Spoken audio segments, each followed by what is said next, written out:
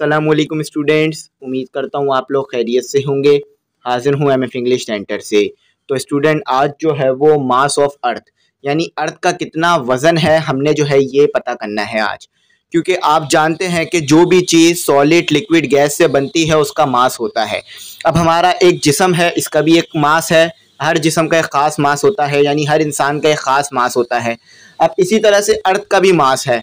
तो आज के लेक्चर के बाद आप जो है वो अर्थ का मास किस तरह से पता करते हैं ये समझ जाएंगे, और अर्थ का मास होता क्या है ये भी आपको आज की वीडियो में पता चल जाएगा, और किस फॉर्मूले से निकालते हैं ये फॉर्मूला भी आपको आज समझ में आ जाएगा। और अक्सर आपने एक वैल्यू पढ़ी होती है जी, ठीक है, ये जी की वैल्यू जो आपने पढ़ी होती है ये किस तरह से निकलती है ये भी आज जो है वो आपको समझ में आ जाएगा। तो आज का लेक्चर बड़ा ही इंपॉर्टेंट है, और आज इसमें जो है वो न्यूमेरिकल भी मैंने आपको करवाने हैं। तो जो सेल्फ असेसमेंट में न्यूमेरिकल दिए हुए हैं वो भी करवाऊंगा, और जो इसमें हमारे को मास ऑफ द अर्थ के न्यूमेरिकल दिए हुए ये भी करवाऊंगा। इसके न्यूमेरिकल थोड़े से जो है वो हार्ड होते हैं, समझने वाले होते हैं। तो आप जब समझ जाएंगे तो ये न्यूमेरिकल भी फोर्स वाले न्यूमेरिकल की तरह आसान हो जाएंगे। उन न्यूमेरिकल में भी बहुत ज़्यादा बच्चों को मुश्किलात हो रही थी, लेकिन समझने के बाद वो भी आसान हो गए।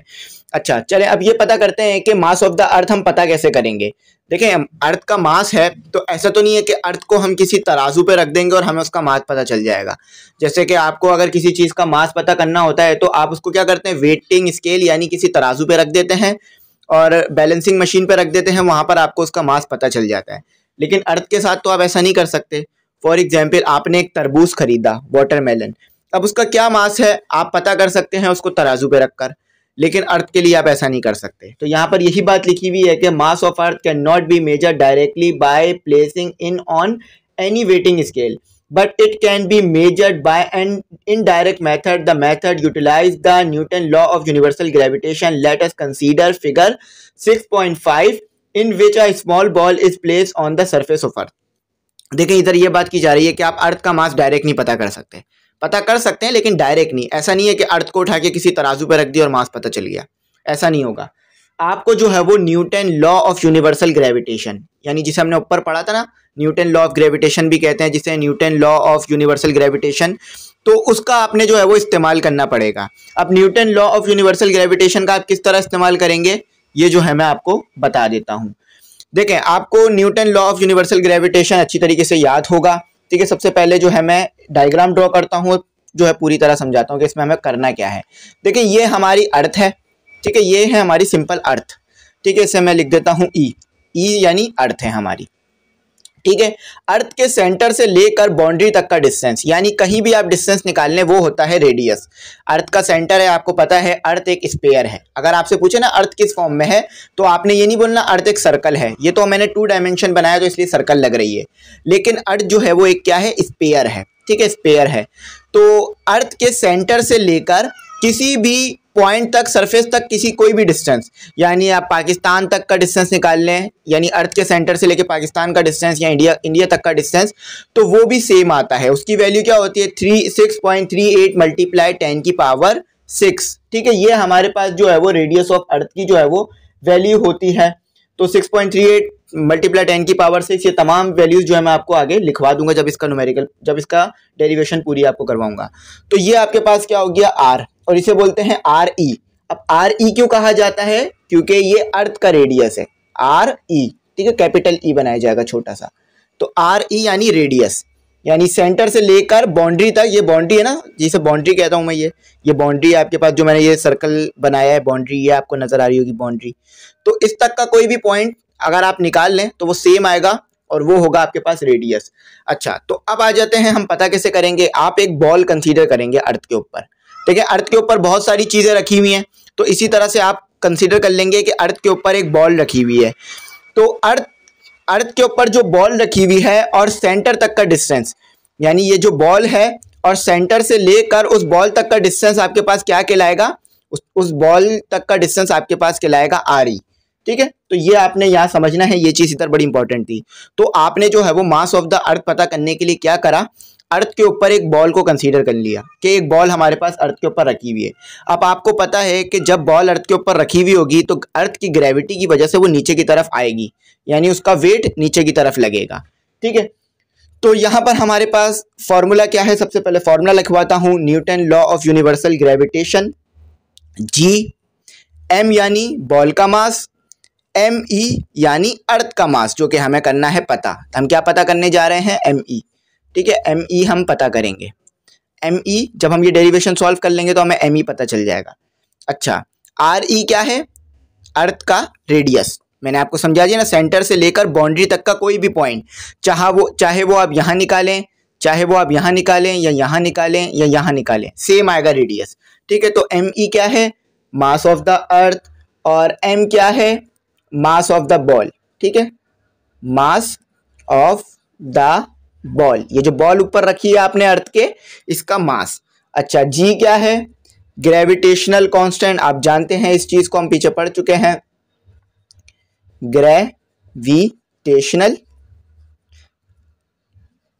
ग्रेविटेशनल इसमें आएगा टी ए भी आएगा। ठीक है, ठीक है, ग्रेविटेशनल कांस्टेंट। ठीक है, इसकी वैल्यू भी आपको पता है कि क्या होती है। ठीक है, ये हमारे पास ग्रेविटेशनल, ये भी कांस्टेंट है, और ये आर ई रेडियस, ये भी हमें पता है इसमें। ठीक है, आर ई क्या है, हमारे पास रेडियस है। लेकिन अभी ये डायरेक्ट पता नहीं कर सकते हम, क्योंकि हमें फोर्स नहीं पता। हमें नहीं पता कि ये बॉल अर्थ को कितनी फोर्स से अपनी तरफ अट्रैक्ट कर रही है, या ये अर्थ जो है वो बॉल को अपने पास कितनी फोर्स से अट्रैक्ट कर रही है, तो ये हमें नहीं पता है। ठीक है, तो ये क्या है, रेडियस है, रेडियस ऑफ अर्थ है। ये हमारे पास आ गया रेडियस ऑफ अर्थ, और ये जो है हमारे पास है मास ऑफ अर्थ है ये। ठीक है, TH, ये मास ऑफ अर्थ, ये तमाम चीजें मैंने आपको लिखवा दी। अच्छा, अब यही जो है वो चार चीजें इसके अंदर मौजूद है, G, M, M E upon R E square. ठीक है, ये ई जो है वो इसलिए लिखा गया है ताकि आपको पता रहे कि मास ऑफ अर्थ की बात हो रही है। अच्छा, अब क्या करेंगे, मैंने आपको पहले भी कहा कि अगर ये बॉल हमारे पास अर्थ के ऊपर रखी हुई है, ये बॉल है अर्थ के ऊपर रखी हुई है, तो ये बॉल भी अर्थ के ऊपर कुछ फोर्स लगा रही होगी। तो वो फोर्स क्या होगी, कुछ वेट लगा रही होगी। ठीक है, तो वो क्या होगी, हमारे पास एक वेट होगा। ठीक है, तो वेट का फॉर्मूला पता है, एम जी। आप अच्छी तरीके से जानते हैं कि वेट भी एक फोर्स है। वेट और फोर्स का यूनिट सेम आता है ना, न्यूटन, तो यानी वेट भी एक फोर्स है। और वेट किस वजह से आता है, एक्सेलरेशन ड्यू टू ग्रेविटी। ठीक है, तो हम क्या करेंगे, हम जो है वो इक्वेशन 1 में जो है वो, यानी इक्वेशन 1 में जो है हम इक्वेशन 2 की वैल्यू पुट कर देंगे। यानी ये जो हमारे पास एफ आया है ना, ये हम यहाँ पुट कर देंगे। तो ये क्या हो गया, M G is equal to G M M E upon R E square. ठीक है, ये ई जो है वो कैपिटल लिखा जाएगा। जब भी ई अर्थ के लिए लिखेंगे तो हमेशा कैपिटल लिखिएगा। अच्छा, अब क्या करेंगे, अब जो है ये एम याले एम से कैंसिल हो जाएगा, यहाँ मल्टीप्लाई हो रहा है, नीचे आके डिवाइड होगा तो कैंसिल हो जाएगा। तो ये आ गया आपके पास G is equal to G M E upon R E square. तो ये तो वो फॉर्मूला आ गया जिससे आप जो है वो जी की वैल्यू निकाल लेंगे। और जी आपको पता है कि कांस्टेंट होती है 9.8 मल्टीप्लाई 10 की power multiply M upon meter, 9.8 meter पर सेकंड स्क्वायर। ठीक है, तो जी की वैल्यू हमारे पास कांस्टेंट होती है। तो आप क्या करेंगे, इस फॉर्मूले को सेट करा देंगे, किसके लिए, मास ऑफ अर्थ के लिए, क्योंकि आपने तो मास ऑफ अर्थ पता करना है ना। आपने क्या पता करना है, मास ऑफ अर्थ। तो मास ऑफ अर्थ का क्या फॉर्मूला आ गया आपके पास, मास ऑफ अर्थ का ये आर ई स्क्वायर, यहाँ मल्टीप्लाई और डिवाइड हो रहा है, वहां जाके मल्टीप्लाई हो जाएगा। ठीक है, तो ये हो जाएगा, यहाँ पर लिख देते हैं इसे। ठीक है, ये हमारे पास हो जाएगा जी आर ई स्क्वायर। ठीक है, और ये जी क्या हो रहा है, यहाँ मल्टीप्लाई, तो नीचे आके डिवाइड हो जाएगा। तो ये आ गया आपके पास मास ऑफ अर्थ का फॉर्मूला, इसको कैपिटल लिखिएगा। ठीक है, मास ऑफ अर्थ का फॉर्मूला। तो स्टूडेंट यहाँ तक हमने जो है वो पता कर लिया था। अच्छा, अब आपको मैं यहाँ पर बता दूँ कि इधर जो है हमारे पास ये जी और आर ई, ये दोनों कांस्टेंट होते हैं। तो जी जो है वो ग्रेविटेशनल कांस्टेंट है, जिसकी वैल्यू आपको पता है 6.67 मल्टीप्लाई 10 की पावर -11 न्यूटन मीटर स्क्वायर पर केजी स्क्वायर।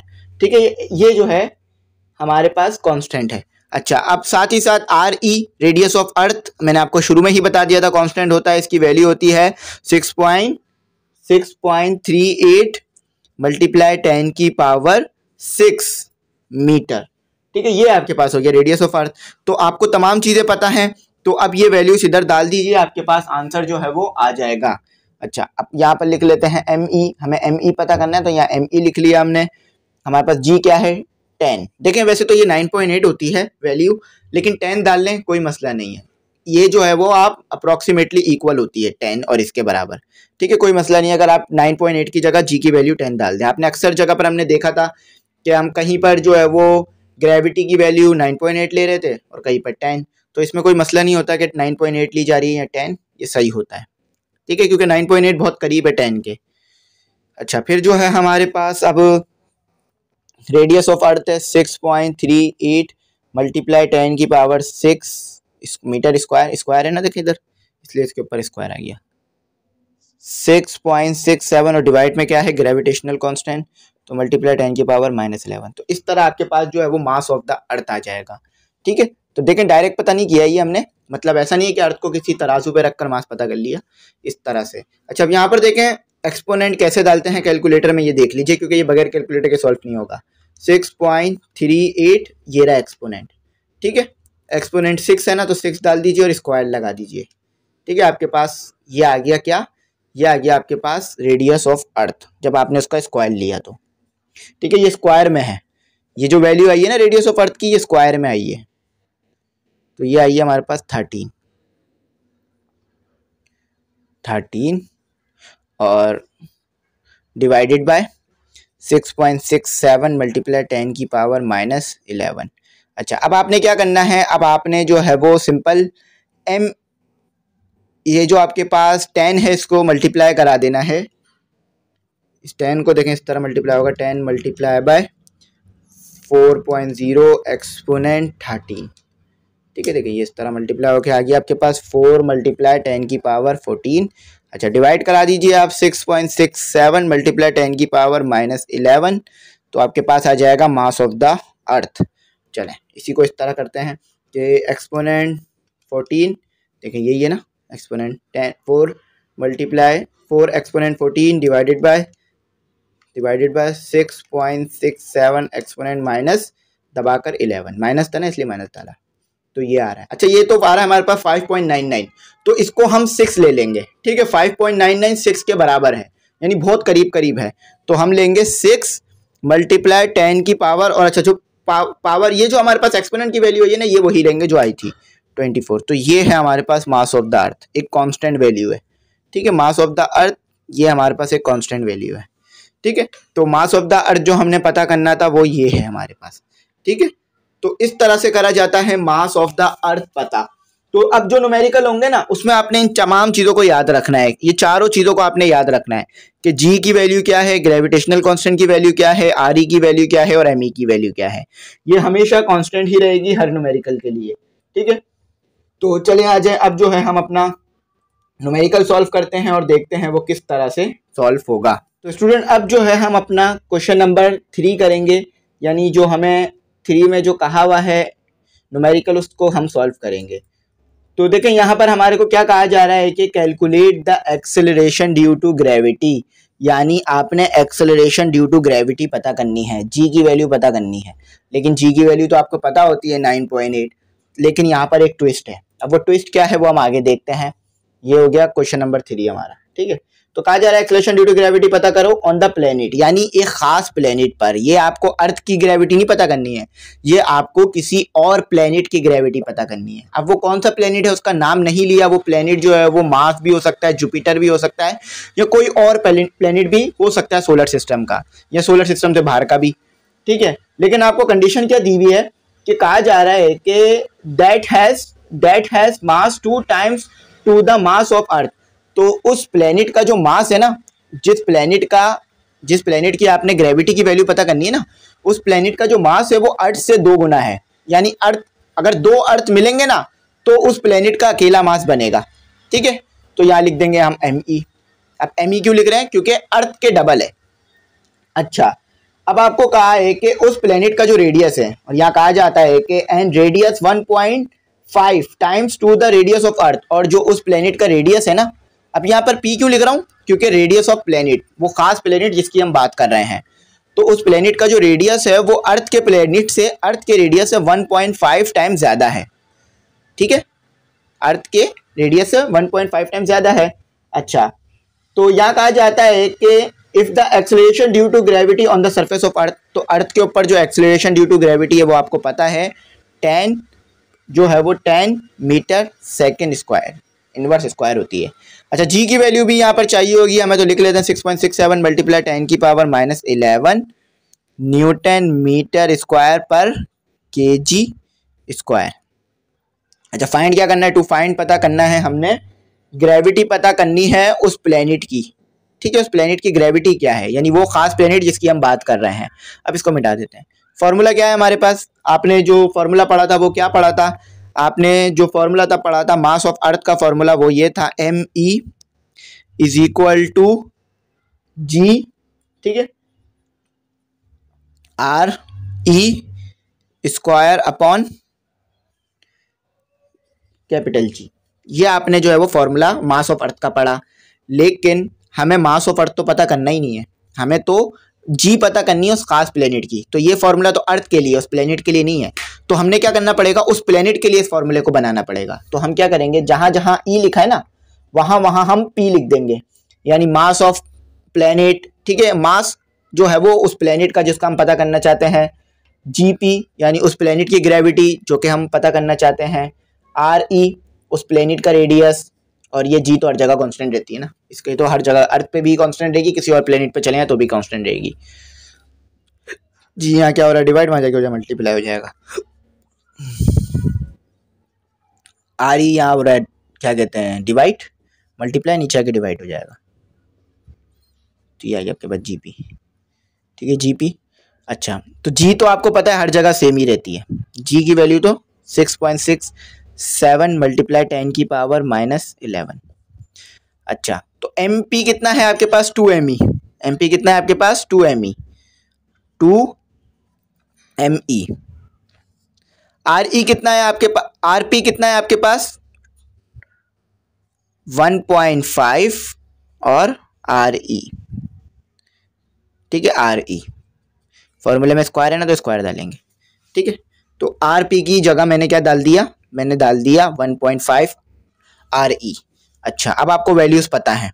ठीक है, तो ये तो मैंने पहले ही जी की वैल्यू पुट कर दी थी। ठीक है, तो 2 और मास ऑफ अर्थ कितना होता है, 6 मल्टीप्लाई 10 की पावर 24। ठीक है, अच्छा 1.5 मल्टीप्लाई 10 की पावर मल्टीप्लाई 1.5 मल्टीप्लाई हो गया, RE आपको पता है कितना होता है, 38 मल्टीप्लाई 10 की पावर 38 लिख देते हैं यहाँ पर, 38 मल्टीप्लाई 10 की पावर 6 और ये स्क्वायर। चलें, अभी ये इससे हमारे पास आंसर आ जाएगा, तो चलें इसको कैलकुलेटर से सॉल्व करते हैं। सबसे पहले ऊपर वाली चीज़ों को मल्टीप्लाई करा देते हैं, तो 6.67 एक्सपोनेंट -11 मल्टीप्लाई बाय 2, देखें 2 बीच में आ रहा है ना इसलिए मल्टीप्लाई करा दिया, मल्टीप्लाई बाय 2, फिर मास ऑफ अर्थ 6 मल्टीप्लाई, अच्छा ये हमने मल्टीप्लाई कराना होगा 2 मल्टीप्लाई बाय 6 एक्सपोनेंट 24। आप खुद भी कैलकुलेटर से कीजिएगा, यही आंसर आएगा आपके पास 8.0। ठीक है, पॉइंट के बाद एक ही नंबर ले लें बस, 0 मल्टीप्लाई 10 की पावर 14। ठीक है, अच्छा अब जो है हम नीचे वाली चीज़ों को करते हैं, हम क्या करते हैं 1.5 को मल्टीप्लाई करा देते हैं 6.38 और 10 की पावर 6 से, तो हमारे पास क्या आ गया, हमारे पास इसको ये बटन दबाइएगा ENG वाला, तो आपके पास ये चीज़ जो है वो एक्सपोनेंट में आ जाएगी 6.957 मल्टीप्लाई 10 की पावर 6, और अभी इसका स्क्वायर लेना है। तो यहाँ तक हो गया हमारा, इसको सॉल्व ऊपर करते हैं रिमूव करके। ठीक है, तो अब जो है हम पहले यहाँ लिख देते हैं, तो ये तो हमारे पास ऊपर वाली वैल्यू तो सेम ही रहेगी क्योंकि पहले नीचे वाले का हम स्क्वायर लेकर आएंगे। तो नीचे वाले का स्क्वायर लिया मैंने 9.75 एक्सपोनेंट 6 और अब इसका स्क्वायर, ये बटन दबा दीजिए स्क्वायर आ जाएगा। तो ये आ गया आपके पास 9.15 मल्टीप्लाई 10 की पावर 13। चलें, तो अब आपके पास उस प्लेनेट पर ग्रेविटी की वैल्यू आ जाएगी, डिवाइड कराते हैं 8.0 एक्सपोनेंट 14 डिवाइडेड बाय 9.15 एक्सपोनेंट 13, तो आपके पास आंसर आ रहा है 8.74। तो उस दूसरे प्लेनेट पर जो ग्रेविटी की वैल्यू है वो है आपके पास 8.74। तो देखा आपने, कैलकुलेशन कर कर ही मैंने आपको तमाम चीज़ें करवाई हैं। अच्छा, यहाँ पर एक मसला था, बुक में जो है वो डायरेक्ट दे दी थी वैल्यू, तो मैंने डायरेक्ट नहीं करवाया, एक एक कैलकुलेशन करवा दी ताकि ये कैलकुलेशन भी आपको समझ में आ जाए कि किस तरह होती है। अब सेल्फ असेसमेंट में भी कुछ न्यूमेरिकल्स हैं तो वो भी करते हैं। तो उम्मीद करता हूँ आपको पता चल गया होगा कि जो हमारे को प्लेनेट दिया हुआ था अर्थ के अलावा, उसके ऊपर जो ग्रेविटी की वैल्यू है वो है 8.74 एक्सपोनेंट माइनस 8.74 मीटर पर सेकेंड इनवर्स स्क्वायर, या मीटर पर सेकेंड कर लीजिए स्क्वायर। ठीक है, तो ये हमारे पास उस प्लेनेट पर आ गई वैल्यू। ठीक है, तो इसी तरीके से हमारे को और भी दिए हुए न्यूमेरिकल सेल्फ असेसमेंट क्वेश्चंस में, तो बड़ा ही इंपॉर्टेंट न्यूमेरिकल है ये। ठीक है, पेपर में आने के बहुत चांसेस हैं, इसकी प्रैक्टिस कीजिएगा। और वैसे तो मैंने आपको डिटेल में समझा दिया तमाम चीज़ें। आज न्यूमेरिकल करते हैं हम अपना सेल्फ असेसमेंट क्वेश्चन से। तो स्टूडेंट, हमारे पास जो क्वेश्चन है वो है कि what will be the value of acceleration due to gravity on the surface of earth. तो यहाँ पूछ रहे हैं कि अर्थ की सरफेस पर ग्रेविटी की वैल्यू क्या होगी। तो ये तो आप अच्छी तरीके से जानते हैं कि वो तो 10 होती है या 9.8 होती है मीटर पर सेकेंड स्क्वायर, तो फिर क्यों पूछ रहे हैं। लेकिन यहाँ पर इन्होंने एक चीज़ कही हुई है, वो आप ज़रा गौर से देखें। उन्होंने कहा हुआ है कि आपके पास जो रेडियस है ना, रेडियस, अर्थ का रेडियस वो हाफ हो गया है। यानी जो आपके पास आर ई था ना, आर ई, वो आधा हो गया है, आधा हो गया है आपके पास। ठीक है, रियल रेडियस से आधा हो गया है। अब इसे जो है ना हम आर ई नहीं लिखेंगे, स्मॉल आर से डिनोट कर देंगे। ठीक है, इसको हम स्मॉल आर से डिनोट कर देते हैं। तो ये तो हमारे पास हाफ हो गया है। अब क्या करें, चलें काम करें, इसे आर ई ही लिख देते हैं।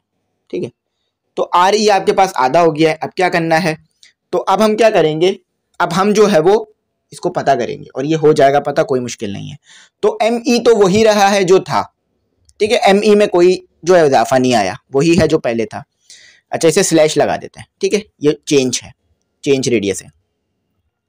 अच्छा, अब जी की आपके पास जो ग्रेविटेशनल कांस्टेंट था वो भी सेम रही है, उसमें भी कोई तब्दीली नहीं आई, सिर्फ तब्दीली इसमें आई। तो पता क्या करना है आपने, इन्होंने टू फाइंड क्या करने के लिए कहा है, आपको फाइंड करने के लिए कहा है जी। ठीक है, तो फॉर्मूला लिखते हैं सबसे पहले। तो ये हमारे पास फॉर्मूला आ गया, वही एम ई वाला फॉर्मूला लिख देते हैं। M E is equal to G, ठीक है, G R E square upon, ठीक है, कैपिटल जी। ये फॉर्मूला लिख दिया मैंने। अच्छा, अब क्या करेंगे, इसको सेट करा देते हैं जी के लिए। तो ये हो गया हमारे पास एम ई, और ये यहाँ डिवाइड हो रहा है, मुझे कि मल्टीप्लाई हो जाएगा, और ये आर ई स्क्वायर। ठीक है, तो ये चेंज आएगा, ये जो भी वैल्यू आएगी ना चेंज आएगी। क्यों, क्योंकि ये जो असल ग्रेविटी की वैल्यू है उससे कम आएगी। तो अब हमने क्या करना है, अब हमने जो है वो वैल्यूज़ को पुट करना है लाकर। ठीक है, जो वैल्यूज़ दी हुई है ना उन वैल्यूज़ को पुट करना है। तो हमारे पास एम ई तो एम ई ही रही, उसमें तो कोई इजाफा नहीं आया। ठीक है, जी भी जी ही रही, उसमें भी कोई इजाफा नहीं आया, ना उसमें कोई कमी हुई। लेकिन आर ई जो है ना उसमें इजाफा आ गया, वो चेंज हो गई। ठीक है, वो चेंज होकर कितनी हो गई, वो हो गई हाफ। वो कितनी हो गई हमारे पास, हाफ हो गई, हाफ। ठीक है, तो ये स्क्वायर भी आ गया। तो अब क्या करेंगे, ये स्क्वायर जो है वो मल्टीप्लाई हो जाएगा हमारे पास, यानी ये स्क्वायर ले लेते हैं हम। तो 1/2 का स्क्वायर लिया तो कितना आएगा हमारे पास, 1/4, और ये हो गया हमारे पास आर ई का स्क्वायर। तो आप ये देख रहे हैं ये कौन सा फॉर्मूला बन गया, जी का फॉर्मूला। ये कौन सा फॉर्मूला बन गया जिसको मैंने सर्कल कर रहा हूँ, ये आपके पास जी का फॉर्मूला बन गया। जी का फॉर्मूला था ना आपके पास, G is equal to M E, मैंने आपको पहले भी लिखवाया था अभी थोड़ी देर पहले, आर ई स्क्वायर। तो ये आपके पास जी का फॉर्मूला बन गया। तो आप क्या करेंगे, इसकी जगह जी लगा देंगे। क्या कर देंगे, इसकी जगह जी लगा देंगे। ठीक है, तो इसकी जगह हमने जी लगा दिया, तो ये आ गया हमारे पास जी, और ये हो गया 1/4। ठीक है, इस तरह आ गया, ये 1/4 इसके नीचे था ना, ये इस तरह आ गया। अच्छा, अब इसको क्या करेंगे, रेसिप्रोकल कर देंगे, ऊपर ले जाएंगे। तो ये जो है चेंज वाली चीज़ है, इधर कर रहा हूँ मैं। ठीक है, तो ये ऊपर आ गया, तो ये हो गया हमारे पास जी मल्टीप्लाई 4। तो ये है हमारे पास, ये है हमारे पास, ये हमारे पास जो जी में चेंज आया वो यहाँ लिख रहा हूँ मैं कि 4G। यानी अगर आपने रेडियस जो है ना वो हाफ किया तो जी की वैल्यू जो है ना वो 4 गुना बढ़ जाएगी। अगर रेडियस आपने हाफ किया तो आपके पास जो जी की वैल्यू है वो 4 गुना बढ़ जाएगी। तो ये इस तरह से न्यूमेरिकल होना था। अब चाहे तो आप जी की वैल्यू पता भी कर सकते हैं। अब ये इस तरह कर लीजिए 4.9.8, तो आपके पास जी की वैल्यू कितनी आएगी, यहाँ पर मल्टीप्लाई करा दीजिए। ठीक है, तो 9.8 को मल्टीप्लाई करा दिया हमने 4 से, तो आपके पास आ रही है 39.2, या इसको एक काम करते हैं 40 कर लेते हैं, तो ये आपके पास आ गई 40। ठीक है, मीटर पर सेकेंड स्क्वायर। तो ये आपके पास जी की वैल्यू आ गई। चलें इसको थोड़ा सा मैं करीब करके लिख देता हूँ, इधर ऊपर से नीचे करके लिख देता हूँ कि आपके पास जी की वैल्यू आ गई 40। ठीक है, अप्रोक्सीमेटली इक्वल कर लिया। देखिए आ तो इतनी रही थी 39.2, लेकिन मैंने इसको 40 कह दिया, कोई मसला नहीं है, कह सकते हैं। ठीक है, राउंड ऑफ कर देते। तो ये हो गया हमारा, इस तरह से हमने इधर जी की वैल्यू को पता करना था। अच्छा, तो अगर रेडियस कम हो जाए तो जी की वैल्यू बढ़ जाएगी, यानी ग्रेविटी की वैल्यू बढ़ जाएगी हमारे पास। अच्छा, अब जो है वो ये मैंने आपको तरीका बता दिया। ये जी की ये पूरी चीज़ जो है वो जी के बराबर थी, तो मैंने यहाँ जी पुट कर दिया, फिर इसको मैं ऊपर ले गया 4 को। ठीक है, 1/4 आ रहा था ना, इसको मैं ऊपर ले गया, तो ये इस तरह मेरा सॉल्व हो गया। चलें अब आगे करते हैं, अब अपना दूसरा न्यूमेरिकल करते हैं। तो स्टूडेंट अब जो हमारे पास न्यूमेरिकल नंबर 8 है वो न्यूमेरिकल नंबर 8 करते हैं। ये भी एक इम्पॉर्टेंट न्यूमेरिकल है। इसमें कहा जा रहा है कि what will be acceleration due to gravity, यानी जी की वैल्यू आपसे पूछी जा रही है कि क्या होगी। अच्छा, यहाँ पर थोड़ी सी कंडीशनें हैं, उसको आपने समझना होगा, बस ये फिर आसान न्यूमेरिकल है। On the surface of earth if it's, ये इफ है, आई जब मिस है यहाँ पर सिर्फ एफ लिखा हुआ है तो ये इफ है। ठीक है, if its mass reduce by 25%। अच्छा, अब देखें यहाँ पर एक छोटी सी कंडीशन है जो कि कंफ्यूज भी कर सकती है हमें। तो सबसे पहले गिवन डेटा लिखते हैं। अच्छा, इस चीज को याद रखिएगा कि हमने जो है वो जी की वैल्यू को पता करना है। ठीक है, वो हम टू फाइंड में लिखेंगे। तो यहाँ कहा जा रहा है कि आपके पास जो मास है ना, यानी जो मास है अर्थ का वो 25% कम हो गया है, यानी जो एक्चुअल मास है उससे 25%। अब देखें यहाँ पर हुआ क्या है, यहाँ पर एक खास कंडीशन लगी है। आपके पास ये एमई जो है ये क्या था, 100% होगा ना। ठीक है, 100% होगा तो इसकी वैल्यू जो है वो फिर हमारे पास बनेगी 6 × 10⁻²4। ठीक है, लेकिन अब इसमें कहा जा रहा है कि आपके पास 25% कम हो गया है। कितने परसेंट कम हो गया, 100% में से 25% कम हो गया। रिड्यूस का लफ्ज देखें इस्तेमाल हो रहा है, कह रहा है कि on the surface of earth its mass reduce, यानी जो अर्थ का मास है वो रिड्यूस हो गया 25%। तो ये मेरे पास है। ठीक है, तो हमारे पास इसको जो मैंने माइनस किया तो कितना है 75। तो जो अब आपके पास मास ऑफ अर्थ है ना वो 100% नहीं है, वो बल्कि है 75%। क्यों, क्योंकि 25% कम हो गया है। ठीक है, तो ये आपके पास आ गया। अच्छा, अब हम ये डायरेक्ट तो पुट नहीं कर सकते। ठीक है, पुट क्यों नहीं कर सकते डायरेक्ट, क्योंकि ये तो परसेंटेज में दिया हुआ है ना, तो हमें क्या करना पड़ेगा 100 से डिवाइड। तो 100 से डिवाइड करने से ही परसेंटेज का साइन कैंसिल हो जाएगा, तो ये 0.75 आ जाएगा। तो हमारे पास जो मास ऑफ अर्थ है ना वो 0.75 हो गया है। ठीक है, ये आपको मैंने लॉजिक इसमें समझा दिया कि एक चीज आपके पास 100% है, उसमें से आपने 25% खत्म कर दी, तो आपके पास कितनी परसेंट बची, आपके पास 75% बची। अब वो परसेंटेज में है, उसे आपने परसेंटेज से जो है वो कॉमन नंबर में लाना है, तो 100 से डिवाइड कराना होगा। ठीक है, तो यहाँ पर सबसे पहले लिखता हूँ मैं रेडियस ऑफ अर्थ हमारे पास क्या है। ठीक है, तो यहाँ पर रेडियस ऑफ अर्थ तो हमारे पास वही है जो RE था, तो इसे हम REE लिख देंगे। ठीक है, इसमें कोई चेंजेस नहीं आई। जब कोई चेंजेस नहीं आई तो उतना ही होगा ना जितना हमारे पास था। ठीक है, लेकिन ME यानी मास ऑफ अर्थ, इसमें चेंजेस आ गई। कितने परसेंट चेंजेस आई आपके पास, 0.75%। यहाँ मैंने इसे लिख दिया था आपके लिए। ठीक है, चलें तो यहाँ हमारे पास आ गया ME, यानी जो टोटल आपके पास ME था उसके अंदर जो चेंज आया है ना वो 0.75% आया है। अच्छा, जी तो आपको पता है ग्रेविटेशनल कांस्टेंट है, हर बार ही सेम रहता है, इसमें तो कोई छेड़खानी की जरूरत नहीं है। अच्छा, टू फाइंड क्या करना है, हमने फाइंड करना है अपनी जी की वैल्यू। ठीक है, यानी ये जो चेंज, अब ये चेंज होगा। चेंज क्यों होगा, क्योंकि ये जो जी की वैल्यू आएगी ना उसमें जो मास होगा हमारे पास वो सिर्फ ME नहीं होगा, बल्कि ME में से 0.75% जो है वो कम होगा। यानी ये जो है 0.75 जो है ना, ये कम कर देगा एमई को, एमई की वैल्यू को। जब आप एक्चुअल वैल्यू ऑफ एमई से एमई को मल्टीप्लाई करेंगे ना 0.75% से मल्टीप्लाई करेंगे, तो आपके पास एमई की वैल्यू 24 नहीं आएगी बल्कि कम आएगी, ठीक है, इस कंडीशन में। तो ये चेंज होगा आपके पास ग्रेविटी की वैल्यू, क्यों? क्योंकि एमई चेंज हो गई, तो इसलिए स्लैश लगाया चेंज होने की वजह से। ग्रेविटी की वैल्यू आप बहुत अच्छी तरीके से जानते हैं, ग्रेविटी का फॉर्मूला। तो ग्रेविटी का फॉर्मूला होता है आपके पास GME अपॉन RE²। देखिए ये चीज़ें तो फॉर्मूला आपको याद करना पड़ेगा, ठीक है, इसमें आपके लिए कोई जो है वो आसानी नहीं होगी, ये आपको याद करना पड़ेगा, ठीक है। तो ये चीज़ आप समझ गए, तो इसे मैं रिमूव कर देता हूँ क्योंकि ये आप समझ चुके हैं ये कैसे हुआ, ठीक है। ये मैंने आपको समझाने के लिए रफ वर्क में लिखवा दिया था, आप चाहें तो इसको लिख लीजिएगा अपने पास ताकि आपको याद रहे। तो अब हमने क्या करना है, वैल्यूज पुट करनी है। तो ये आ गया हमारे पास G, ये G आ गया हमारे पास, और ये तो G तो चेंज नहीं होगा, ठीक है। ये G कौन सा है, ये चेंज वाला G है, ठीक है। ये वाला G कौन सा है, चेंज वाला G है। ये तो आम फॉर्मूला लिखा था, अब जो फॉर्मूला लिख रहा हूँ मैं चेंज के लिए लिख रहा हूँ, यानी जो जब ग्रेविटी की वैल्यू में चेंज आ जाएगा तो क्या बनेगा, ये वो लिख रहा हूँ, ठीक है। तो अब यहाँ पर हमारे पास ME, लेकिन ME हमारे पास क्या है 0.75 मल्टीप्लाई बाय ME, ठीक है। तो यहाँ मैं लिख देता हूँ 0.75 मल्टीप्लाई बाय ME, ठीक है, ये मैंने इसे इस तरह लिख दिया। अच्छा, और यहाँ RE, इसमें तो कोई चेंज नहीं आया, तो ये जो 0.75 है ना, इसको बाहर निकाल लेते हैं, ठीक है, इसको आगे लिख लेते हैं 0.75 और ये GME और RE²।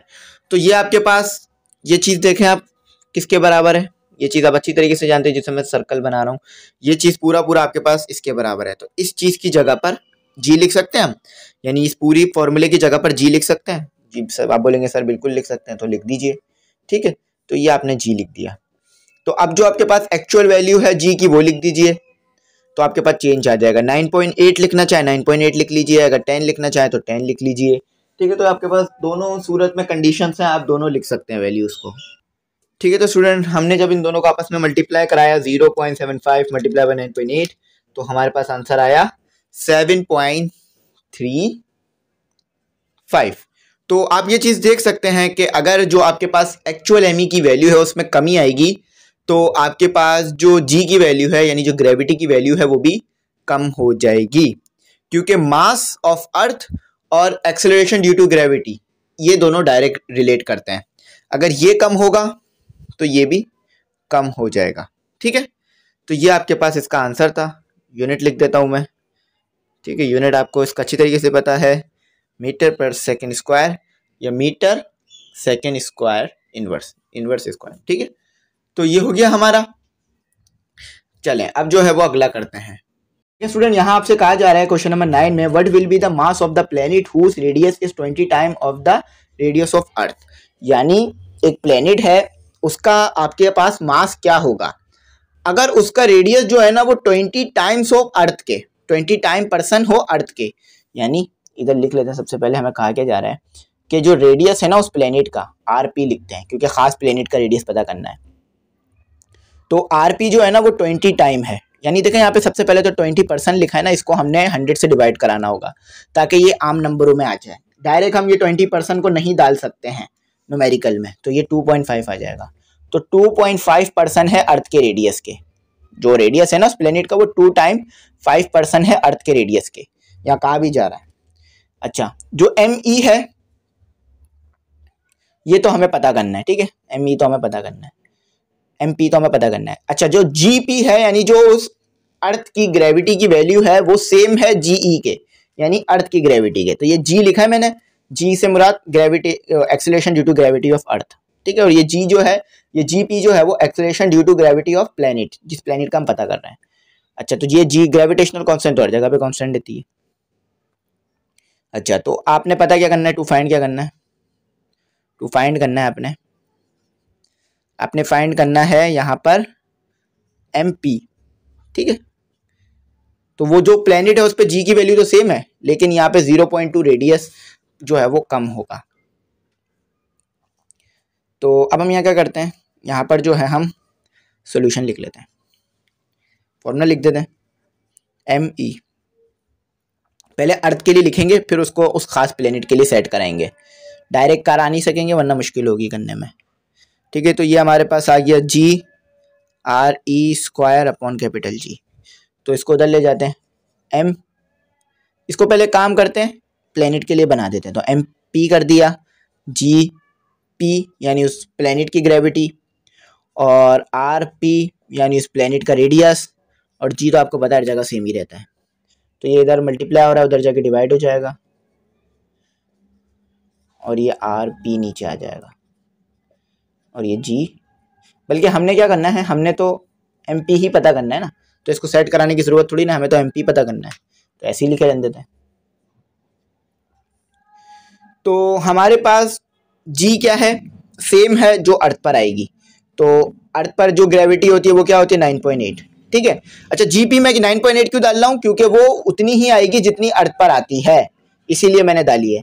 अच्छा, आर पी में फ़र्क है, आर पी क्या है आपके 0.2, ठीक है, 0.2 आर ई स्क्वायर, ये आ गई आपके पास आर पी।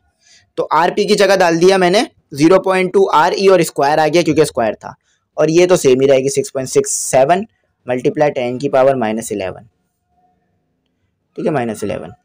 चल एम पी से सॉल्व कर लेते हैं जल्दी से, एम पी तो ये तो 9.8 ही रहेगा। अच्छा, अब क्या करते हैं, अब जो है हम ये 0.2 को मल्टीप्लाई करा देते हैं 6.38, क्योंकि आपको रेडियस ऑफ अर्थ पता है कि 6.38 होता है, 6.38 मल्टीप्लाई 10⁻6 होता है आपके पास, ठीक है। तो यहाँ लिख देते हैं 0.2 मल्टीप्लाई बाय 6.38 एक्सपोनेंट 6, और इसका साथ ही साथ स्क्वायर भी ले लें, तो ये आपके पास सारा आंसर आ गया इसका, ठीक है। अभी तो पूरा नहीं आया है, अभी पूरा सॉल्व कर रहे हैं हम, बस स्क्वायर लेने पर इतना आंसर आ रहा है कि 9.8 और 8.14 मल्टीप्लाई 10⁻12। चलें अब इन्हें डिवाइड करा देते हैं आपस में और सॉल्व करा देते हैं। तो मैंने एम पी सॉल्व करा दिए, पहले एम पी के लिए मैंने जो है वो 9.8 को सॉल्व मल्टीप्लाई करा दिया, 9.8, इसको मैं इस तरह से मैं आपको कैलकुलेटर यूज़ करना भी सिखा रहा हूँ, ठीक है। 12 9.8 मल्टीप्लाई बाय 8.14 मल्टीप्लाई 10⁻12, ठीक है। तो ये आ गया आपके पास 7.97 एक्सपोनेंट एक्सपोनेंट 13, माइनस नहीं आएगा प्लस आएगा, 6.67 मल्टीप्लाई 10⁻11, ठीक है। तो अब यह हमारे पास डायरेक्ट आंसर आएगा एम पी, उस अर्थ का उस जो है उस प्लेनेट का मास आ जाएगा। तो 7.97 एक्सपोनेंट 13 डिवाइडेड बाय 6.67 एक्सपोनेंट -11, तो हमारे पास आ रहा है उस प्लेनेट का जो मास आया वो आया 1.19 मल्टीप्लाई 10⁻24 kg, ठीक है। तो इस तरह से ये होना था, सिंपल था, बस इसमें जो है हमने बस ये थोड़ी सी चीज़ें करनी थी। तो उम्मीद करता हूँ ये आपको जो है वो समझ में आ गया होगा, कुछ ऐसा नहीं होगा इसमें जो समझ में नहीं आया होगा, लेकिन अगर फिर भी कुछ नहीं समझ में आया तो पूछ लीजिएगा, इंशाल्लाह बताने की पूरी कोशिश करूंगा। तो यहाँ मैं नोट्स का बता दूं कि नोट्स जो हैं वो बन गए हैं फिजिक्स के, ठीक है, इंग्लिश के भी बन गए हैं, फिजिक्स के भी बन गए हैं, इस्लामियत उर्दू के भी बन गए हैं हमारे, बस ठीक है, उर्दू के भी बन गए हैं और इस्लामियत के भी बन गए हैं। अच्छा, हर नोट की फीस जो है वो हमने 100 रुपीज़ रखी है, ठीक है। अगर आप चारों नोट्स लेते हैं तो आपको जो है वो 300 होगी इसकी फीस, ठीक है, एक नोट्स आपको फ्री मिल जाएंगे। अच्छा, और ग्रुप में अगर ऐड होना चाहें तो 500 फीस रखी है, और ये जो 500 फीस है इसके अंदर आपको नोट्स, लेक्चर, तमाम चीज़ें मिल जाएंगी, ठीक है, जितनी भी चीज़ें होंगी ना वो तमाम चीज़ें इस फीस के अंदर मिल जाएंगी। Notes, 5 year, video lectures, notes का PDF, बुक का PDF, solve, model paper, gas paper, और तमाम चीज़ें, और ये फीस पूरे साल की है, ठीक है, ईयर की नहीं है, साल की है, मतलब पूरे साल की है, मंथ की नहीं है, पर मंथ फीस नहीं है, ये पूरे साल में एक ही बार देनी है बस, ठीक है। तो उम्मीद करता हूँ बात समझ में आ गई होगी। आखिर में ये कहूँगा, चैनल जरूर सब्सक्राइब कीजिएगा, बेल आइकॉन जरूर प्रेस कीजिएगा, हो सके तो दोस्तों में एक बार जरूर शेयर कर दीजिएगा। थैंक्स फॉर वॉचिंग, अल्लाह हाफिज़, दुआओं में याद रखिएगा।